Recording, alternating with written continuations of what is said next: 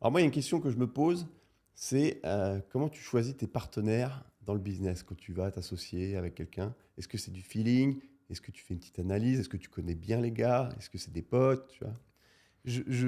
Faut que ça matche. Je trouve ça vraiment important que ça matche. Faut sentir la personne. Faut se dire non, cette personne, elle me niquera pas. C'est pas possible. C'est pas dans son tempérament. C'est pas quelqu'un qui fonctionne comme ça. Donc d'abord, j'aime avoir des atomes crochus, créer une certaine relation amicale plus que professionnelle dans un premier temps. Et parce que c'est là où tu apprends à découvrir la personne. C'est tout bête, mais tu vas sortir avec lui par exemple le soir.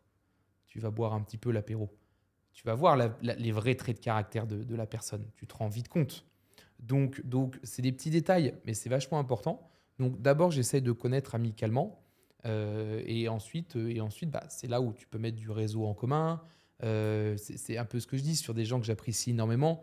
Ces amis des amis, ça devrait matcher finalement.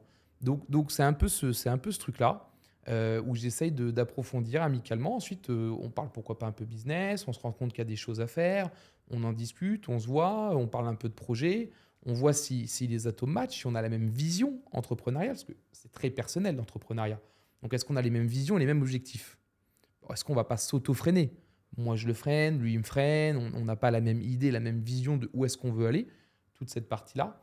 Et c'est à ce moment-là que tu te dis, bah, ça peut matcher ou ça peut pas matcher. Hmm. Je suis quelqu'un, la prise de risque ne me dérange pas. Je n'ai pas un problème avec perdre, l'échec et la prise de risque. Donc, ça ne me dérange pas non plus de me lancer avec des gens que je ne connais pas depuis 5 ans. Je connais la personne depuis un mois, 2 mois, ça match, je vois que businessment parlant, ça peut être puissant.